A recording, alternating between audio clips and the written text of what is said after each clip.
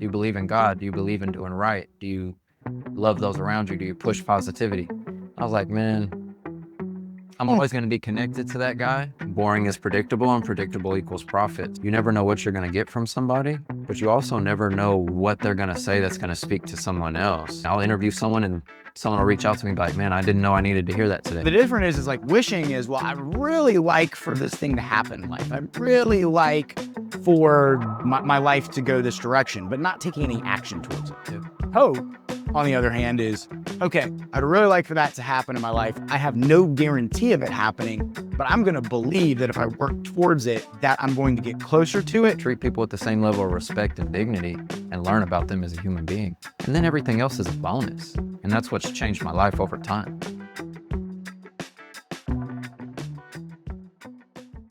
Hey, it's Adam with the Backpack Theory Podcast, where we unpack past experiences to help define a better future. Today, we're going to be unpacking Keep Going. My guest today, Zack Davis, is actually the host of the Keep Going podcast here in Oklahoma. He's a real estate investor. He's also a real estate agent and a coffee enthusiast, as well as myself. Yes, sir. Ironically, we're actually sitting here in the beautiful Eode coffee shop here in Oklahoma City, where Patrick allowed us to come in and use this beautiful booth and beautiful setup. And yeah, the backdrop is perfect. It's unbelievable, and it's one of the reasons I have the new setup that I do for the podcast is so that we can come shoot in really unique locations, whether it's in Oklahoma or other places in the world. And Zack and I were actually just talking about how so many memories and connections have been made here at Eode here in Oklahoma City. Yes, sir. Yes, sir. I mean, from networking, building relationships, just having time to yourself, like you said, it's a great location. It's center in the city. They're good people. And you can't beat this underground view with the lighting coming through. It's really nice. Yeah, the aesthetics are great. Now, interesting whenever you look at the Oklahoma City landscape, especially in the real estate industry, and you've got so many older buildings that have gotten converted into spaces like this for community, for people to hang out. And it's really interesting how much of a revitalization you've seen over the last 10 to 15 years, starting with like Bricktown, whenever the Brewers went in, bought a lot of that, redid it as a, real estate guy. What are some movements you see in the city whenever it comes to people moving here and the different areas changing? Well, I would say a lot of growth, because the cost of living in Oklahoma, even though it's going up now, it's still very beneficial compared to other places. So people can buy more property or larger properties that they may not be able to buy somewhere else. And you always want to buy somewhere that's appreciating. Oklahoma is not an area like maybe California or Florida where the appreciation may be higher or something like that, but it's a steady appreciation. And sometimes, boring is predictable and predictable equals profit. So there's a lot of opportunity for people, whether they're just trying to build a life for themselves, buy a home and live here, or buy a business. Your money will go longer here. So it's a nice opportunity for that. And with the Thunder doing well and the great mayor we have and things like that, it's really boosted the economy, and we've kind of upped our scale, whether it's Eode Coffee or some of those other local roasters or seafood places, restaurants. There's a high quality of business here. So I think it helps kind of influence growth. The food scene, I worked in the service industry for years. I don't know if you even knew this. I've waited tables, bartended, ran a place here in Oklahoma City, and you just look at just the level of food. I mean, None Such is one of the best restaurants in the country. I think it was the best restaurant in the country for a while. It's surprising because I've traveled so much now, that when I come home and get to hit like my top 5, they're phenomenal every time. I just ate and I'm going to say the name wrong, but it was like Sedelia's, I think it is. Yes, I know what you mean. I always have a hard time pronouncing it. Have you eaten there? No, I just went there for my wife's birthday. Exceptional seafood. Very fresh, flown in every day, and like, you don't expect that. So we had oysters, some mahi-mahi, some tuna, all these things. And it's nice that we have such quality here where people wouldn't think. Yeah, it's really interesting. Before we jumped on, we were talking about, I just got back from a 2-week trip to Europe. Yes, sir. And on that trip, it's talking about all these locations and just everything whenever it comes to community. You go over to Europe and there's this real, just unique experience. Like I went to Paris, I went to Spain, and I went to Budapest. Paris was probably my least favorite, but still there, everybody's out in the street. Like everybody's very intentional. Like there's a cafe on every corner. It's very locally owned. You don't have, you don't have these big corporate places like Starbucks or whatever. Like it's hard to find a Starbucks. But the unique thing about that is like that community aspect where like people are coming together and people are, they're forced to interact because they're forced to walk. Yeah. And I think it's in Oklahoma City, I kind of see this shift starting to happen, and I hope it continues to where you're having more and more people actually know about things to do in Oklahoma City. So they're actually going out in public. They're actually interacting. Mike Hearn, which is how you and I connected, the This Is Oklahoma podcast. Yes, sir. I think it's cool how you're starting to see this awareness brought to areas, which you were kind of talking about as one of the reasons you started your podcast in the first place, right? Yeah, because about 3 years ago, I had started networking for my business, and then I learned quickly that it was networking for my life as well. So I was going to coffee shops, and shout out Tobby Coffee. That's where I did a majority of my networking. Oh, dude, I love Tobby. Great Tobby's coffee, great Team's memes. amazing. I've been going to him for maybe 5 years or 6 years now. Organic espresso. I love Tim and his team. He's great. But I was meeting people once or twice a week, and it would be business related or non-business related.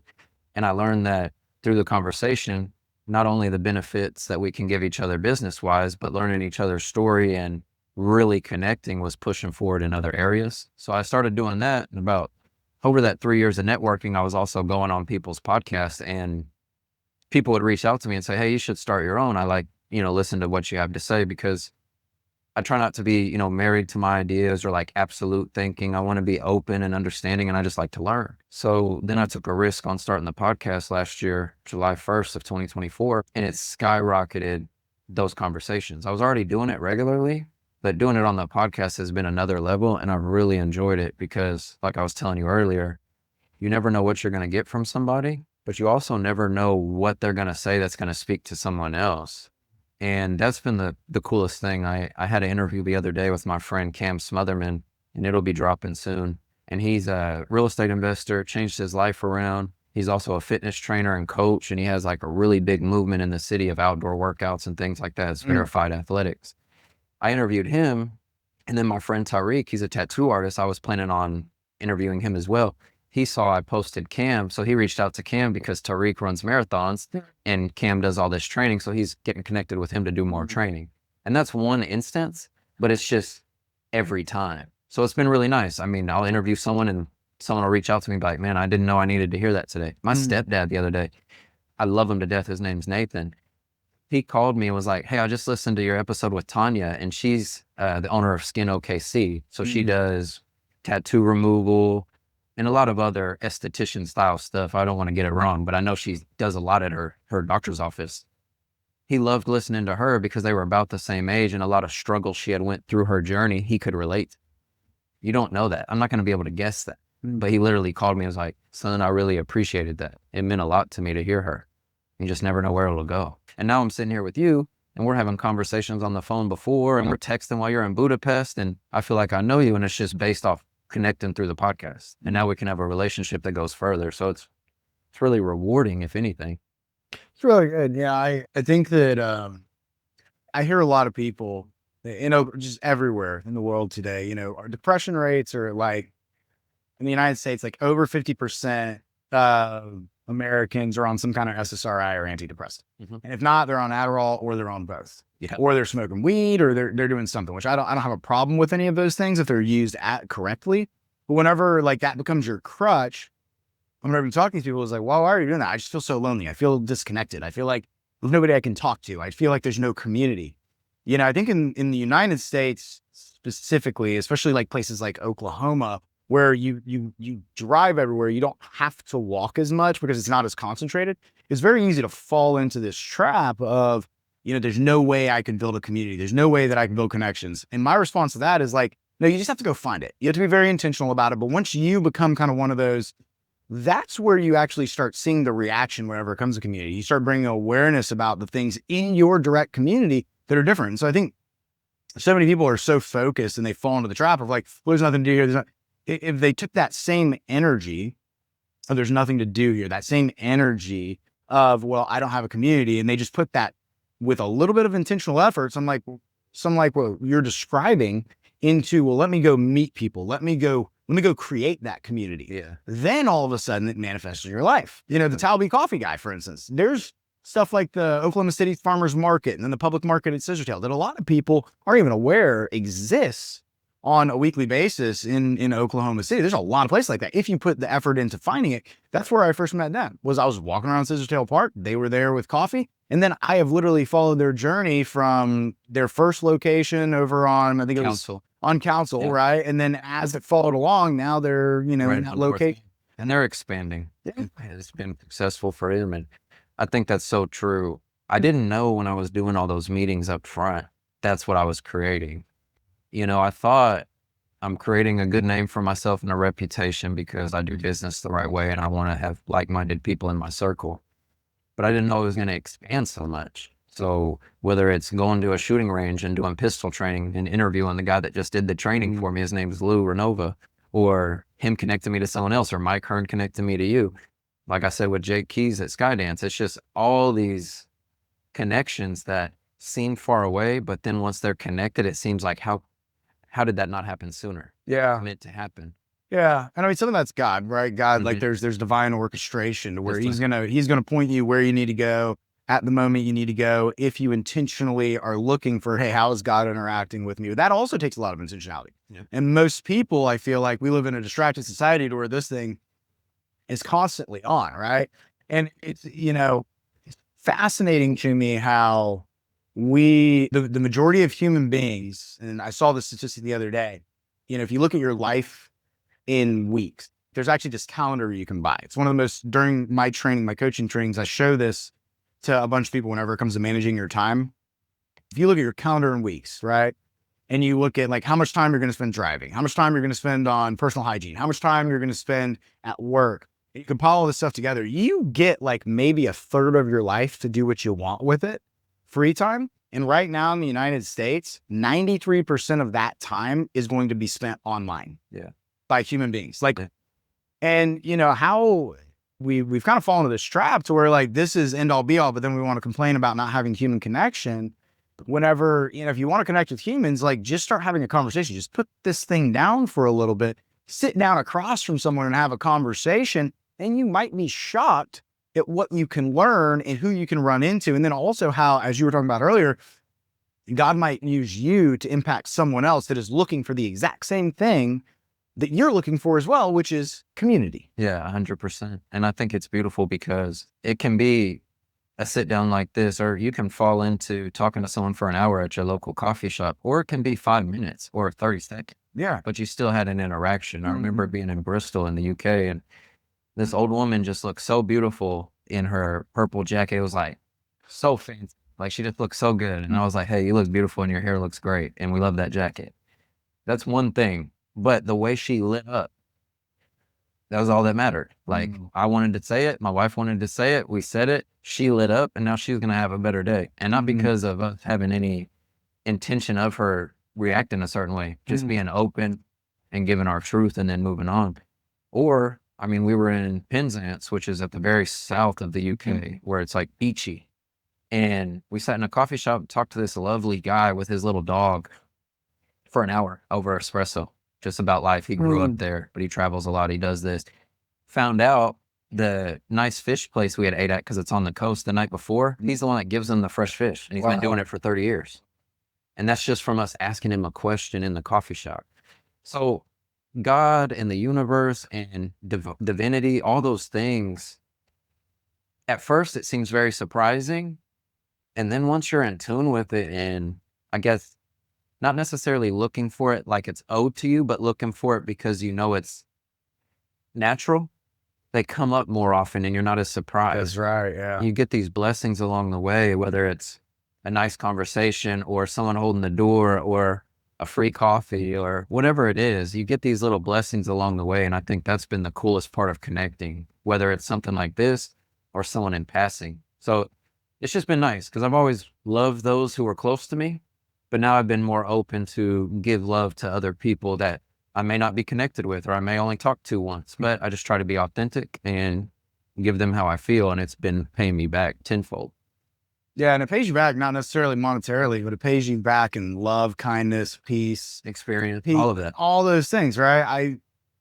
Whenever I was in Europe, it's funny, we were in Hungary and my girlfriend, they're from Hungary. So but I don't know if you've ever heard Hungarian. Like it is one of it's one of the hardest languages to understand if you speak English, because it's a bunch of run-on sentences. So like brutally hard to understand. So like whenever I was over there, like I did not understand hardly anything. And not everybody speaks English like what we assume. Like even in France and some other places, like not everybody speaks English. You know, the power of intentionality, the power of God, the power of a smile can never be overlooked. We're sitting down at this place called Paprika outside of this beautiful park in Budapest.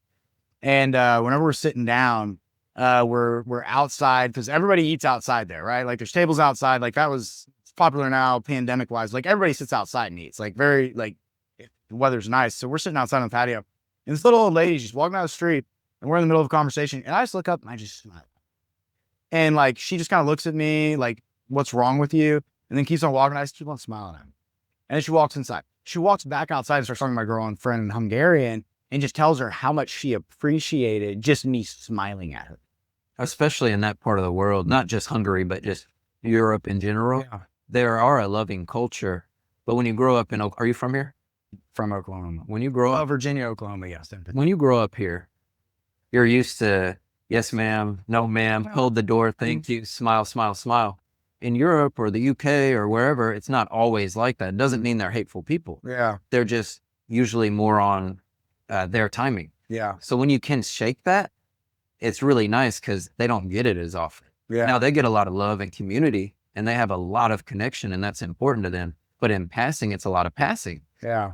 And you can kind of break that monotony. It's nice because that's our charm. Yeah. That's our superpower is we know how to be polite and connect. And I think that goes a long way, whether it's smiling, holding the door, just saying hi. Yeah. And it's easy to get in your head. You know, I look at the phrase keep going, you know, whenever it comes to unpacking that topic. And it's, you know, in life, it's really easy to fall into these cycles of cynicism or depression or whatever. Nobody understands me. And I think one of the most important things that I've learned in life, which I want to ask you about this is, you know, whenever you feel stuck, whenever you feel like nobody sees you, whenever you feel like, you know, you don't have any value, one of the most valuable things you can do is just keep going. Just keep taking a step forward. Keep looking for God. Keep seeking. You know, in the Bible, it talks about seeking you shall find, knocking the door should be open. In that phrase where I think a lot of people get confused, they just expect it to come to them. Like this modern day manifestation thing is interesting to me because, you know, people want to sit there, they want to cross their legs and they just want to expect for the whole universe to come to them. Well, it doesn't work that way. You have to take action towards your desire. We went to, I think the, Oklahoma, they had something called the Hope Summit, the end of last month that I went to. And in it, they're one of the best books I've ever read is called Hope Rising. I read it at the start of this year, really impacted my life. And it talks about the difference between hope and wishing. So the difference is like wishing is, well, I really like for this thing to happen in life. I really like for, you know, my life to go this direction, but not taking any action towards it. Yeah. Hope, on the other hand, is, okay, I'd really like for that to happen in my life. I have no guarantee of it happening, but I'm going to believe that if I work towards it, that I'm going to get closer to it. And so therefore I'm going to be hopeful and I'm going to take action versus inaction. Yeah. And then I'm just going to keep on going.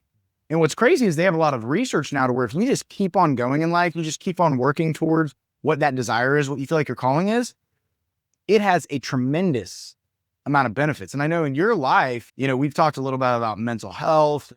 It's a big premise of my podcast and why I started the podcast. Whenever it comes to just that word, keep going, you personally, what is something that you've run into in life, whether it's a mental health journey or whatever, to where you just had to keep on going through whatever that situation is?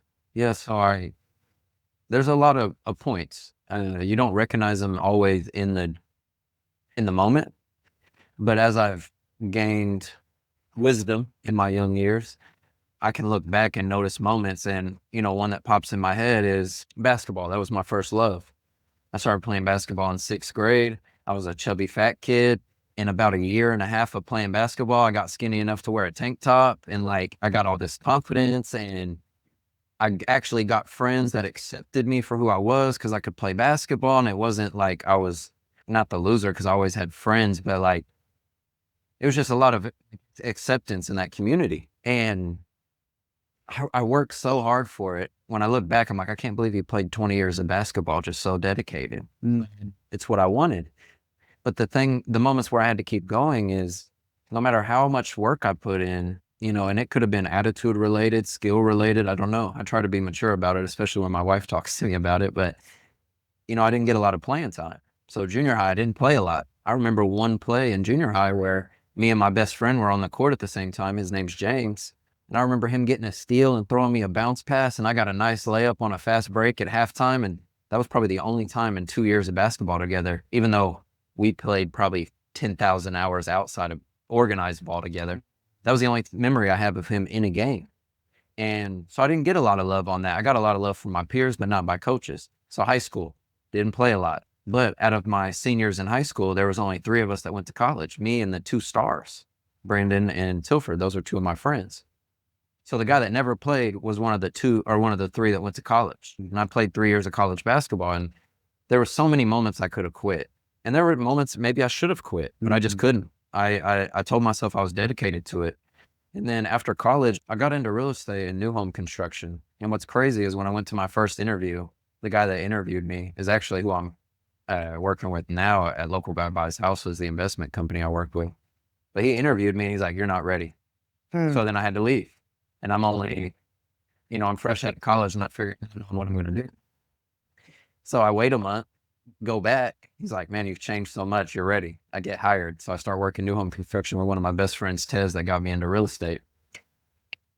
Then about 2 months into that, I start getting my contracts and they say, "Hey, you need to go to this training in Arkansas." And I was like, "Man, that can't be real. I shouldn't have to go to Arkansas. I'm sitting here working already." Cause usually they do it very early, but I had missed the cusp. So I was already working in the field. I was like, "I'm not going to that. I'm going to hustle and get contracts so I can get paid." Missed the meeting. They have to chop me. So I took all this risk of my family saying, "Are you sure you can do it? Are you sure you want commission only?" All these negative thoughts.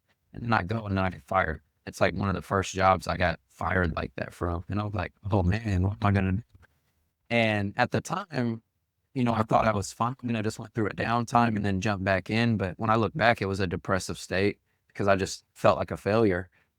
But a month after I got fired, I dove back in, got hired by another new home construction company, Home Creations, took off, built a clientele, got a good community, started making real money, had my first $10,000 check, changed my life.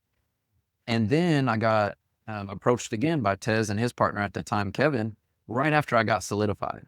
So right after I got 6 figures, they're like, "Hey, you should quit this and actually work with us on this investment company. And then you can be a realtor too. So if something falls out, you got option." So I'm like, "What am I going to do?" So I literally buy a house, quit my job a week later, and then start hustling full time for myself. And there's so many moments you can just quit, especially real estate. When it gets down, your closings slow up, or you have contracts cancel, or you have sellers or buyers not work with you correctly. There's all these moments, but all I've done is take one step forward, and now we're 8 years in. And it's the same with the podcast. I mean, I started with an episode on July 1st of last year and I kept going, and now I'm sitting here about at a year. So it's taught me a lot about resilience, whether it was jujitsu. When you first go, it sucks for like a year. I mean, tough. You're getting manhandled. It's tough. And you can't have an ego. You can't be one of those strong guys. So I learned to push through with that. Rock climbing, I learned to push through with that. My own spiritual journey, my own mental health journey. It takes a step at a time. It's not all going to happen at once. So keep going. I mean, it's the epitome of my life, whether it's real estate, mental health, my relationship with my wife, my friends, my work ethic, my hobbies, everything. It's just take it day by day, enjoy the journey. Keep going means push through, but it also means smell those flowers along the way, because you're going to chase a dream for so long and wake up and be like, "Oh, did I enjoy it?" Like, no, I'm intentional. I'm going to make sure that every step of the way, I accept my flowers and be nice to myself and good to myself about my accomplishments. Not getting complacent, but enjoying the ride. Not just trying to look for this. Okay, well, once I make $1,000,000, then I'll be happy. No, I'm going to be happy every day. Does that mean I don't have downtimes or struggles or times when stuff gets hard? No, but I just don't let them define me. Whether it's 100 grand or no money, I want to act the same. I want to do the same. I want to have the same moments like this, and that's what's important to me. It's really good. You said a couple things. One is resilience. So many people, whenever it comes to entrepreneurship, starting a business, any area in life, they always wonder, what is it that sets people apart? It's that one word. It's resilience, and it's the ability to reframe situations. So Harvard actually has a class on reframing Okay. whenever it comes to reframing your thoughts, which is, whenever, how old are you? I'm 32, 33 this year. How old are you? I'm 36. Okay. We're right there. So when you just look at human development and the ability to reframe, which is take one neural pathway that's connected to a result, take that neural pathway and connect it to another perceived result to find a positive in it. As you get past the age of 28 as a male, 26 as a female, your neuroelasticity drops. So your ability to be able to take what is perceived as a negative, right? Like, oh, well, growing up, I had a feeling of inadequacy anytime I failed, right? And so like that's kind of built into your neural pathway, your neurological makeup. So once you get past 28, that's the way you've always handled life. Like you always feel let down and you fail. It's going to be very hard for you to ever go take risks in your life, right?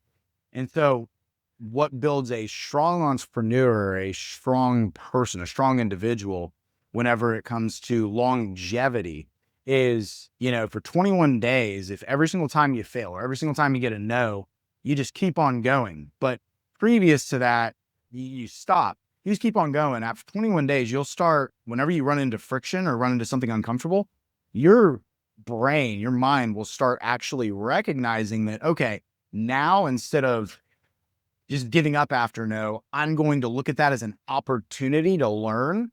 After 21 days, you'll actually rewire your brain to start looking past those no's, to start looking at it curiously. After an additional 21 days, you're going to start building in resilience. The reframing is that first 21 days. It's actually pushing your mind towards actually starting to recognize that a no is not a no, it's a possibility, right? Yep.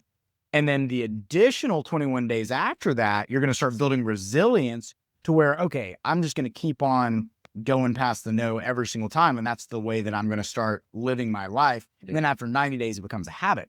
And I think that most people, they want to start taking risks after that 28 age range. And the problem is that a lot of them, they start something and then their motivation gap, they start something, they start strong for 2 weeks, they get a couple no's, and then all of a sudden they fail and they don't realize why. Well, it's because you're not building towards something and enjoying the journey. You're just worried about the destination whenever the destination is 5 years away or a lifetime away. And so fighting through that, what is the thing that is your North Star? What is the thing that whenever you're like the struggles, the challenge, the no's in real estate, the bad deals, what is it that keeps you going past those no's? So with real estate, you can't get caught up in one deal making or breaking you, because that's how people fall out. That's why 80% of new real estate agents quit in the first year or more now, I'm sure.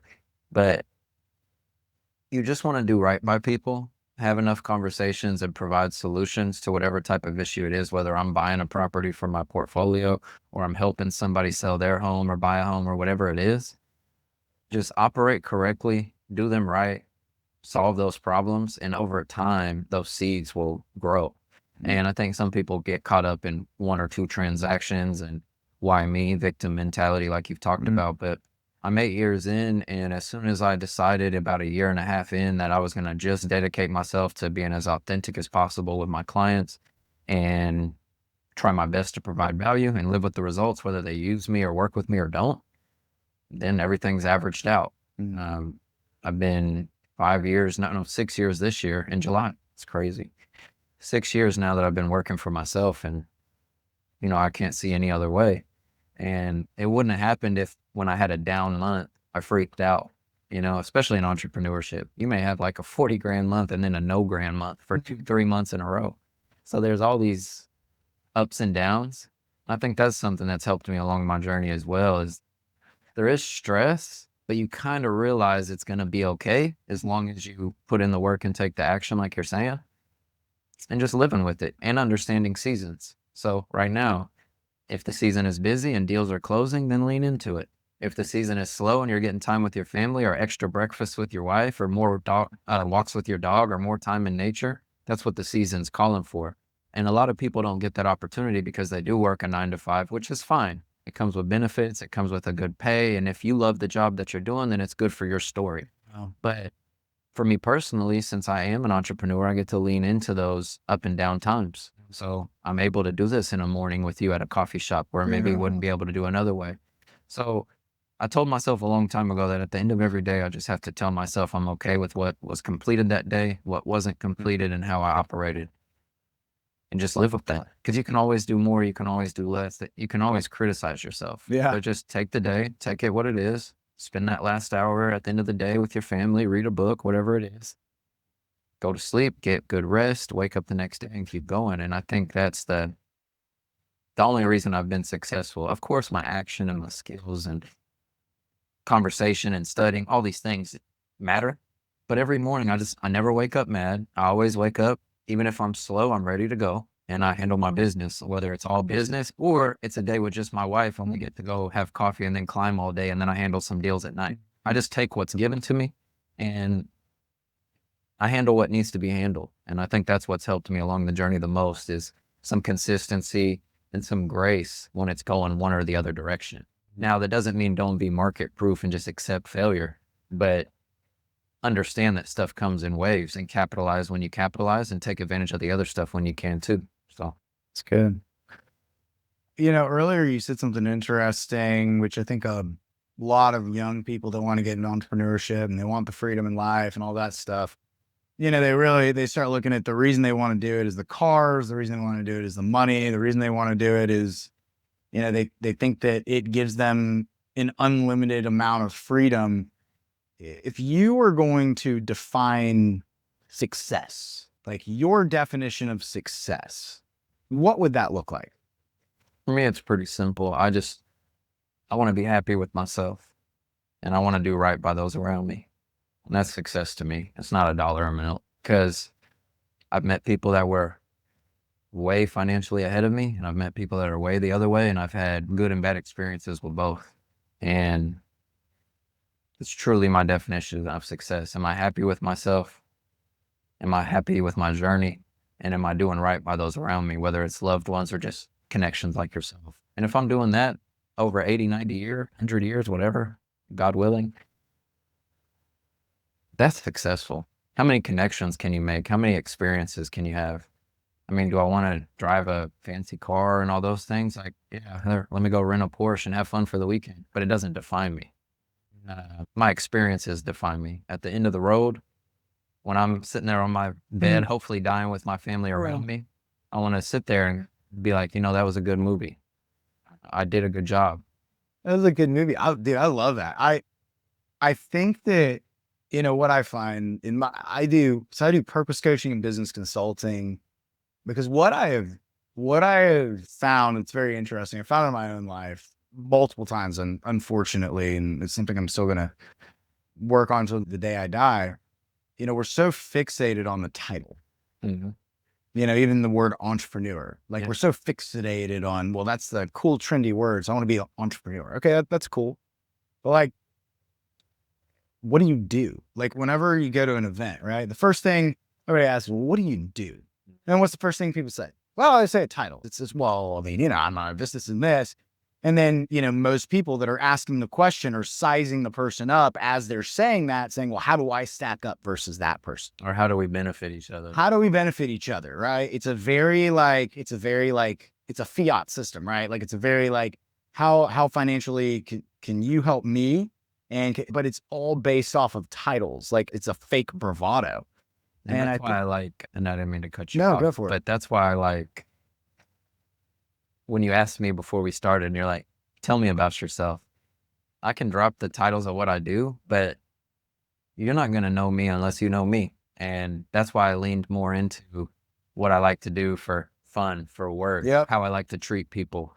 Those are the things that define you. The what do you do and blah, blah, blah. That's cool. I get it because obviously you're in a networking space, but just like those coffee meetings 3-4 years ago, it wasn't always business that made us stay connected and do business later. Yeah. It wasn't how can I benefit you. It was You've been great. You've provided so much value in this conversation. I appreciate you being open. And then it took off. And I think that's what's helped me in my networking along the way. I met with this guy one time.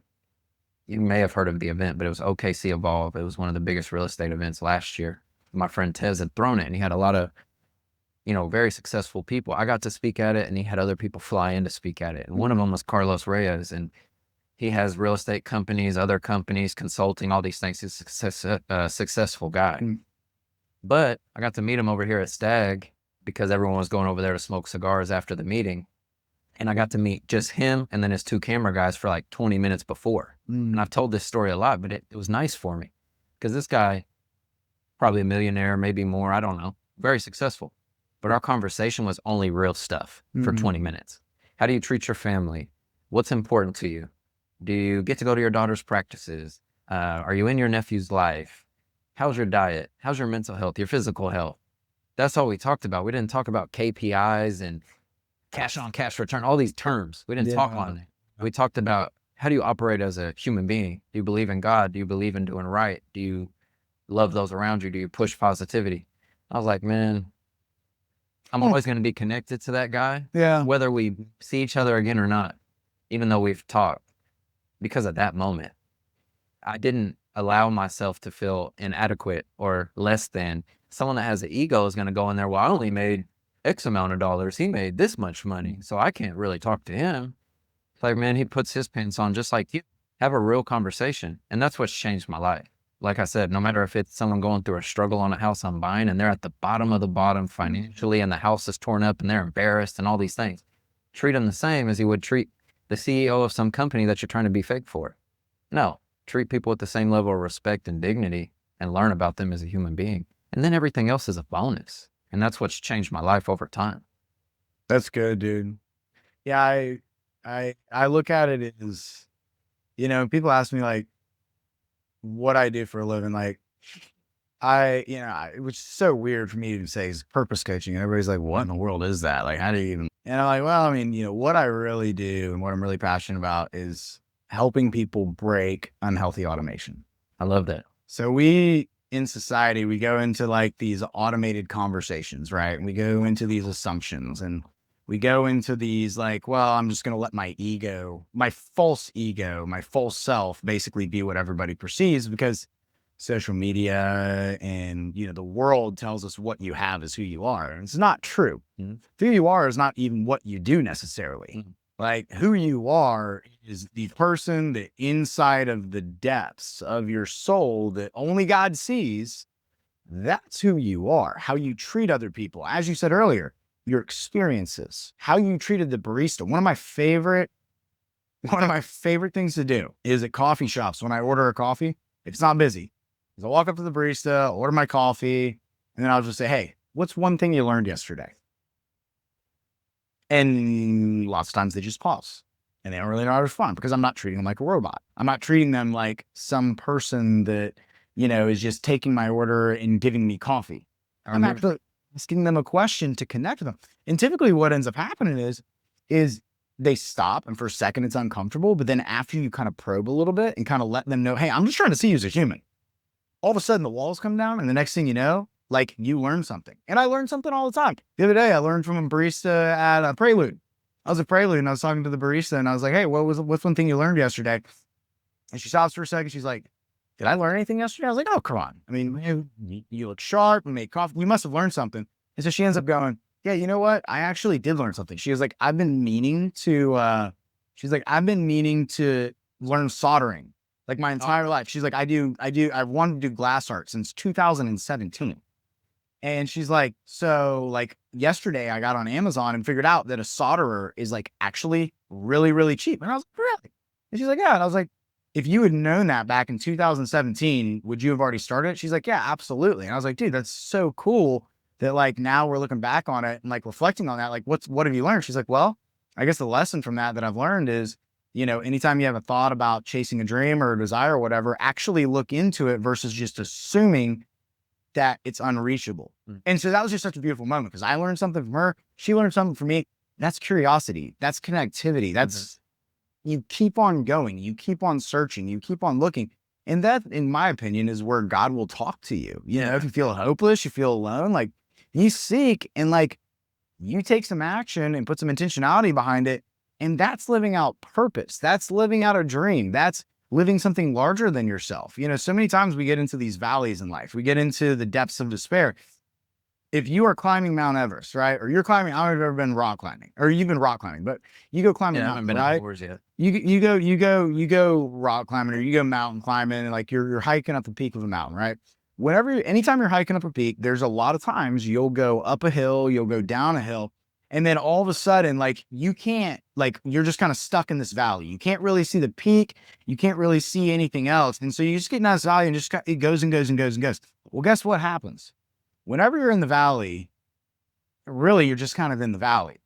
If you just stop because you're like, well, I can't really see where I'm going, and I don't know, I'm just going to give up and turn around. You're never actually, you're missing the point. If you keep on going through that valley and then all of a sudden you start going up, then what you can do is you can turn around and you can see how far you've actually come.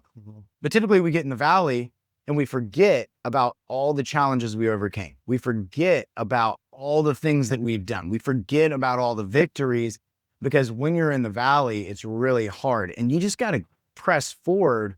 You got to keep on moving towards whatever that bigger calling is in your life. And if you keep on doing that, the valleys don't matter anymore. You can actually find rest in the valleys. You can actually grow in the valleys. You can actually, in a valley, whenever you're on a hike, that's where like it's flat ground. Like you can slow down a little bit. You can need to enjoy the valleys. And that's how you build that resilience you're talking about. And you keep on going. Yeah, I mean, you just gotta lean into the seasons, like I said earlier. Like, this is a valley season, this is a peak season. This is a struggle, this is a test, this is a learning, this is a reward. You gotta just accept it along the way. And I mean, it's changed my life, man. Real estate gave me the opportunity to work on me, and that was the biggest change. You know, there's a lot of people that work their face off and can't get ahead. Or you can work for yourself and be okay with not comparing to anybody and create your own paradise. And that's what I've done. Is I'm not without struggle. I'm not without stress. I'm not without despair, but I just don't let any emotion define me besides being happy. I really believe in being happy. And does that mean that I F off and do this and this? No. It means that no matter where I'm at, I try to find the beauty in it and I keep going. And it's just straightforward like that. And whether it's been real estate, connecting with so many people, you know, closing tons of deals a year for 8 years, the amount of people I've spoken to is insane. But then I added international travel, and then that changed my whole life. Then I'm sitting in people's living room having dinner with their family with people I just met. And it's just changed my life, man. There's a lot to this world, and it's really just connecting and experiences. All the other stuff is cool. Like getting paid is great. But then you're paying taxes, then you're paying your bills, then you're going to work. You can get stuck in that race, or you can just try to live. And I just try to live. It's pretty simple for me. Just more moments like this, enjoy the journey, keep going. It's very straightforward. I love that, man. It's really, really good. No, thank you, man, because it's just the truth. There's a lot of people that let one thing define them, and I just don't let one thing define me. I'm not going to let one bad instance ruin my whole day. I'm going to understand that stuff comes in waves. I'm going to understand that the duality of everything. My grandma gave me a Hawaiian name, and it's Nalu, and it means wave. And she compared it to the waves in Hawaii, where she's from in Maui, to the rolling winds here in Oklahoma across the plains, you know, where the natives, my Comanches and my cattle roamed. It's a lot of up and down. It's a lot of ebb and flow, but you find beauty in it. And that's the real reward.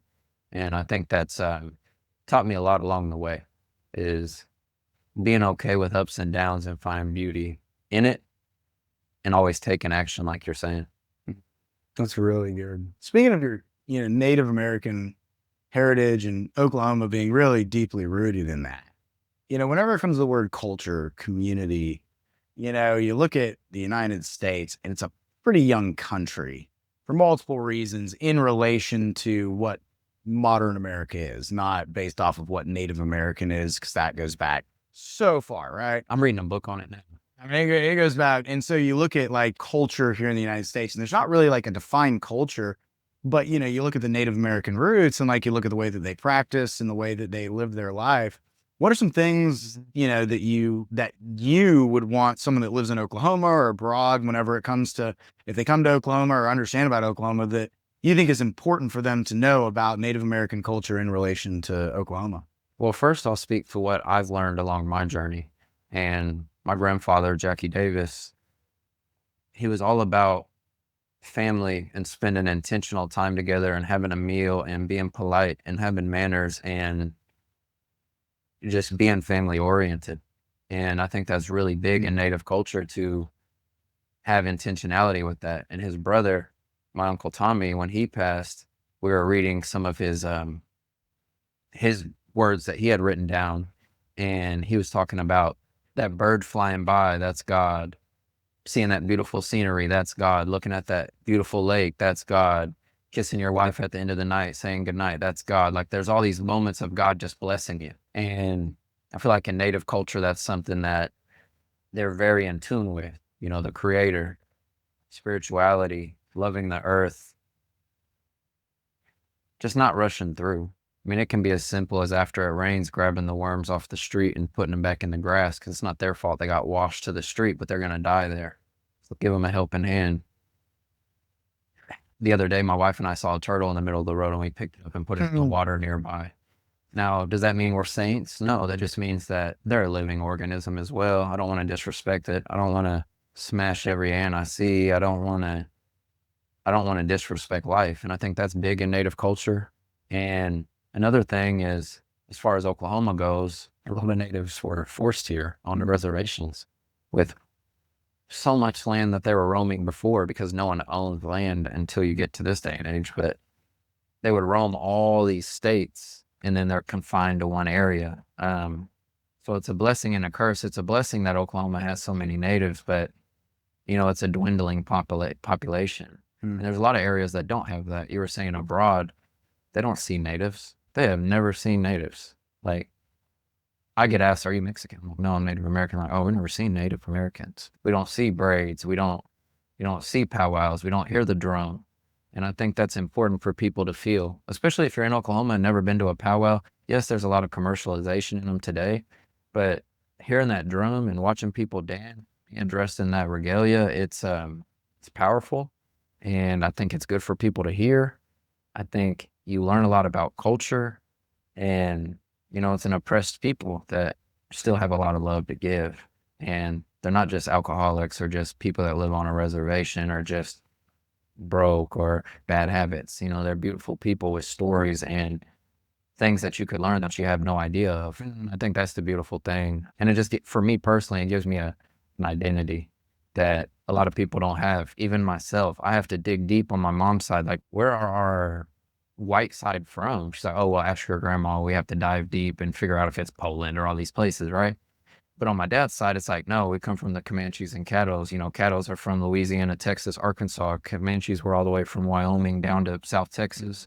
I know where I'm descended from. I know, that's why I was talking about the Wichitas. I know how it speaks to me and things like that. It gives me a lot of identity, and I think that's nice. And I just want to push that it's not a dead community.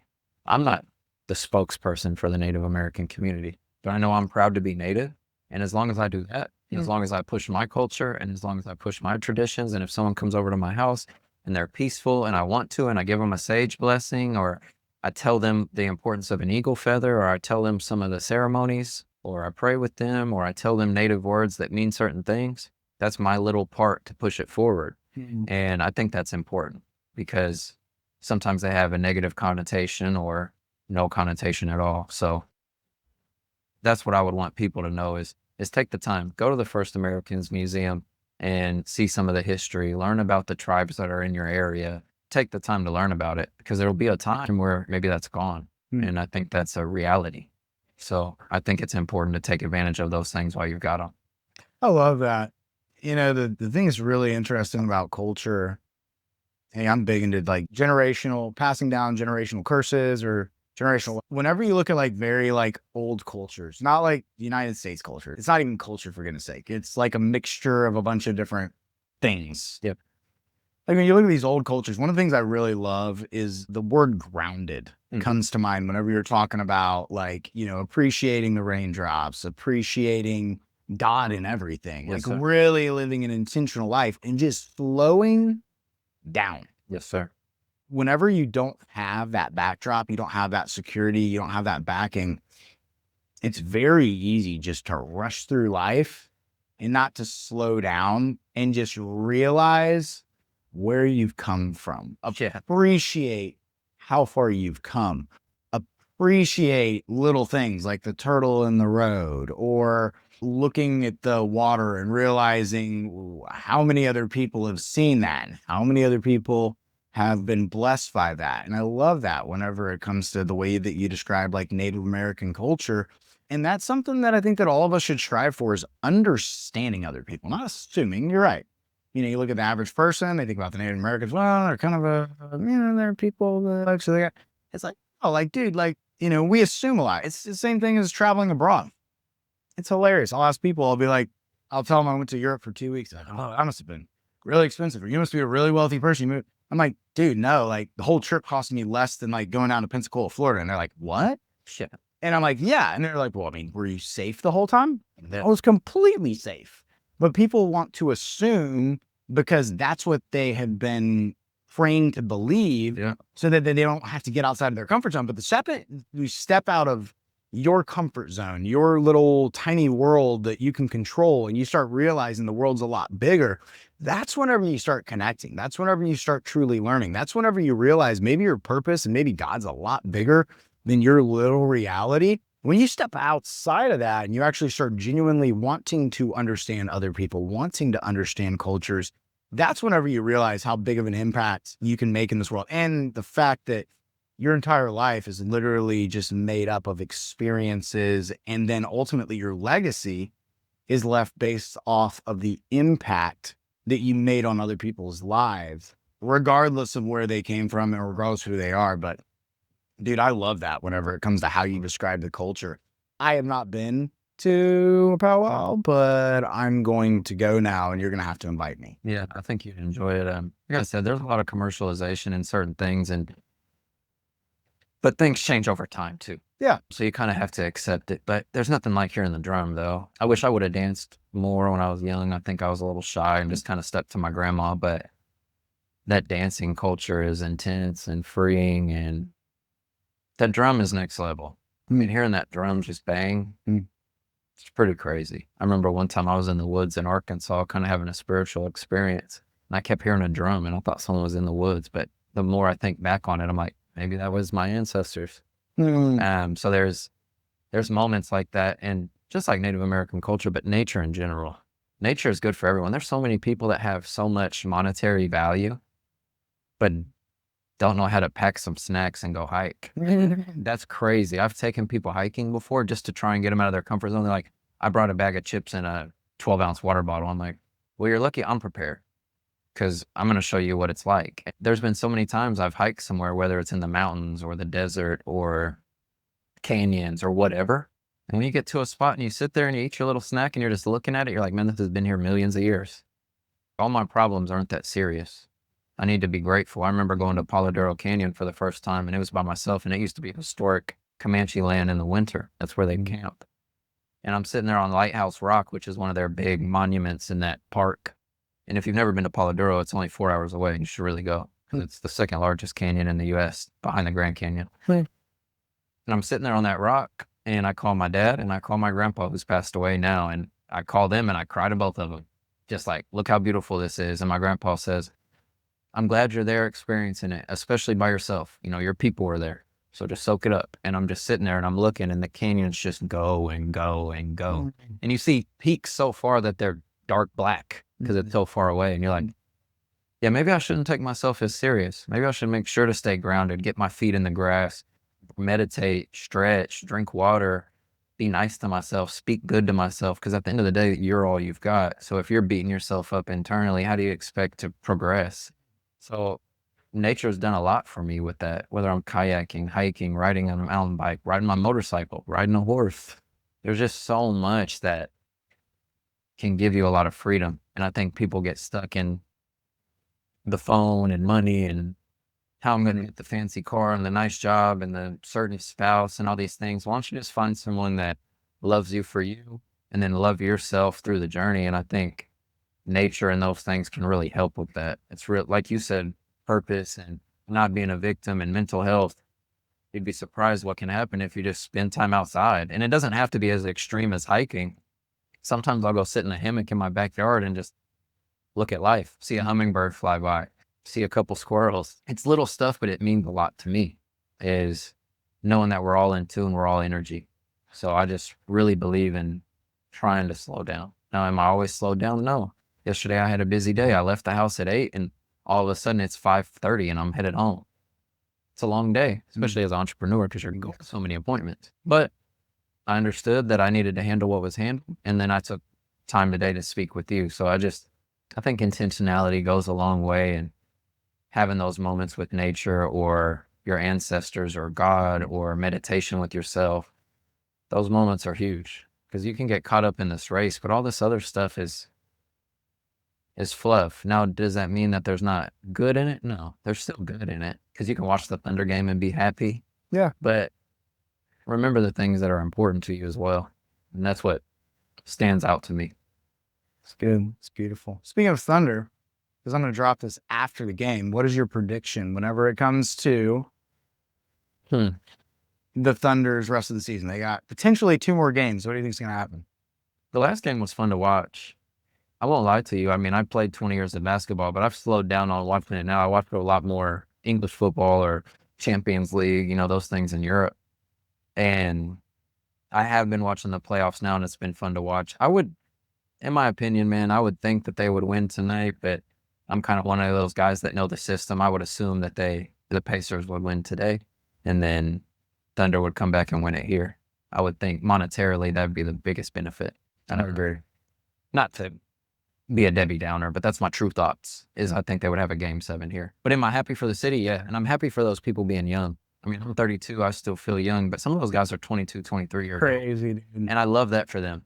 I know there's a lot of outside influences and a lot of other things that dictate certain moments, but for them to get that for themselves, for their parents to be able to see their kid playing at the highest level, that's really cool for me. I'm a sucker for the real stuff. Yeah. And I love that. And I love how Shea isn't a cocky guy. He's a confident guy. And that was, something that I was told playing basketball. Like, why are you so cocky? I'm like, no, I'm just confident. And I know that you have to put it all out here. And I love watching them play and play together, and them try to say Shea's the MVP, and he's like, stop. We're a team. Like, that stuff's cool because he's ahead of his time. So I love the Thunder. I love what it's doing for the city. I love anything that's benefiting where I'm from. The more I travel, the more I love Oklahoma. And I think it could go the other way. So I've loved that it's went my way, where I appreciate what I have here too, just as much as I appreciate the places I go along my journey, whether it's East Coast, West Coast, across the pond, whatever. I love that, dude. Yeah, I think it's going to go to game 7, personally. I would think so. But, it's funny. People, the whole purpose of the community is people have to have something common that they can believe in. Mm-hmm. And so I think that stuff like the Thunder brings people together. Yep. It brings a lot of notoriety to Oklahoma. Oklahoma has, dude, so much potential, so much upward movement. I talk to people all the time. They're like, why Oklahoma? Like, I don't really get it. I'm like, dude, if you move here and you don't know where to go, like, there's not a ton to do, but you have to understand over the next 10 years with the landmass we have, with all the investment that's coming in, like, it is going to be a powerhouse of a city. And, I think that the Thunder and all that is something that people have a commonality to believe in. I love the fact we're doing the new arena, we're updating stuff. And so I'm excited to see where Oklahoma goes, especially culturally, to where, more and more people are connecting. One of my buddies is on a new initiative to make Oklahoma City the healthiest city in the country by 2040. Nice. And so one of the really big things, whenever it comes to mental health and whenever it comes to physical health, is how do we promote more parks? How do we promote more community events? How do we help bring people together so that they can actually support each other and they realize that, there's more here, especially whenever it comes to community, so that you can kind of build a culture versus just assuming that there's nothing to do. And I really love that. I think maybe in the past, it went through a time where people were more focused on working, and that's just all they did. Yeah. But now I think people younger than us and older than us and our age group are looking for that community. And then it's showing in the opportunities we have in the city, whether it's a bike club with people bicycling all over the city, run clubs, workouts, pop-ups, specialty places like coffee and seafood and Southwestern cuisine and Mater and the Plaza, which phenomenal. Like there's all these specialty things, and I think it just took time to get solidified, and it's only gonna keep going. And I love that people are open for it. People are looking for it. They understand the experience. I love that, dude. Man, this has been an absolute pleasure to sit down with you, talk. Yes. Glad we kept on going. Yeah. It's hilarious. You know, what you guys might not see, I might add it, I don't know, is the fact that like we had like we actually had the podcast platform crash like 3 times. And you know what? We just kept on going through it. And it's, you know, I think that so many times we see the polished up pretty version of everything. But like, dude, sometimes you're just going to run into challenges. And whenever you run into challenges, you just got to keep on fighting through it, especially if it's something that you enjoy doing. Don't worry about it. It actually makes the entire experience so much more fun. And so if you're someone that's, I'll speak for both of us, you're someone that's thinking about getting into podcasting, or, you know, you want to start, you know, becoming a content creator or whatever it is, just do it. Just do it. Have fun with it. And you will be shocked at the people you'll meet, the experiences you'll have, and the impact that you can have on your local community. Yeah, I mean, we wouldn't be here today Yeah. if we weren't involved in the podcast space, if I wouldn't have interviewed Mike Hearn, if you wouldn't have seen it, all those things. It's amazing what can happen. Like I said, we're going to have a basis for our relationship forever moving forward. Yeah. And these moments are really important. And I think the authentic conversation, the camera cutting off, all those things, that's meant to be. You can either take it negatively and freeze up and be like, oh no, man, I'm done. Or you can just be a real person. And now we've got all this value, not only for each other, but for someone listening. And I think it's, whether you're listening to a podcast or watching a video on YouTube or meeting someone in the world, there's benefits everywhere. And I think this was really valuable. It's cool. So I ask everybody 2 questions whenever it comes to, ask everybody 2 questions whenever it comes to the end of the podcast. First question is, if there's a book that you could recommend to anybody to read, it could be related to keep going or just a book that's really impacted your life, what would that book be and why? I would say there's a set of books. Everyone knows the 4 Agreements, but there's probably 3 or 4 other books in that series. And I think it's by the dad and the son who are the authors. I can give you the books, but I would mispronounce them now. But look up the 4 Agreements, and then there's supplemental books for it. It talks about spirituality and understanding that, you know, everyone's living their own world, and don't take things personal and everything's perfect the way it is, and to keep going and to be graceful and to understand people are going through things and all that. And I think those books really helped me. They really shaped a lot of my thought process. And my wife had read them first and then kind of put the lessons in my head, and then I kind of picked them up and was able to read through them. I think that set of books is really, Sorry. I think that set of books is really good for the spiritual side. And then as far as business-wise, I would do How to Win Friends and Influence People. It's a classic, but it really teaches you on how to understand folks. And there's also one called 4-2 Formula by Jeff Shore, and it's a sales book, but it's helped me so much in my life because it teaches you how to have authentic conversation. And, you know, I ask you a question, you give me a 1-word answer. I don't just stop there. Tell me more about that. Why is it that way? What are contributing factors that make you think this way? It teaches you about how to understand somebody. And those 3 would be good for me. And then as far as like spirituality and things, those 4 Agreements set is really good. Good. I've read before. It's really good. If there's one person that's impacted your life the most, and why that person, who would that person be and why? I think I have 2, and I have more because everyone's played such an important role along my journey. And me not saying their name now isn't discrediting that, because there's been so many people that helped me along the way. But 2 people that pop into my head is my wife, Rachel. She changed my life. She's the one that got me into mental health. That's the person that fixed my diet and really keeps me accountable. So I would say Rachel Strange, she changed my life. And also my grandfather, Jackie Davis, getting that native influence, getting to know where I come from, getting to learn from him on how to operate. Don't come to the kitchen table without a shirt on. Yes, ma'am. No, ma'am. Thank you. He taught me a lot. And I would say, you know, those 2 people have really impacted my story, and it's kind of helped my movie be a good one. It's really good. So within 60 seconds, you're going to look at the camera and tell someone that's watching this why they should keep on going. What would you say to that person? I would say if you're going to keep, or why you should keep going, it's because you never know how close you are. Everyone's seen that meme where the guy's digging for gold and he's right there, but he turns around and the other guy keeps going. You never know what your hard work is going to turn into. And I think that you also never know what you're capable of. I would have never thought 8 years ago that I'd be a successful real estate investor, a successful real estate agent, a husband, a provider, a rock climber, a jujitsu player. All these things that I've done, I wouldn't have even thought of that in the past, and they wouldn't have been possible if I didn't keep going. You never know what you're going to do for somebody or what someone's going to do for you.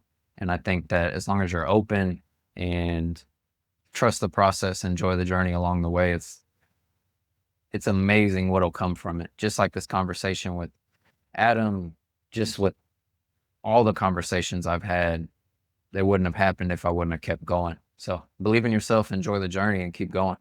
It's good. Zach, it's been a pleasure. Thank you. Thanks for coming on the podcast. Yeah, thank you a lot. We'll launch it. We'll drop it here in about 2 weeks. All good. So thanks for coming on, Thanks, man. I really appreciate Look you. forward to it. It's Adam with the Backpack Theory podcast with Zach. Till next time.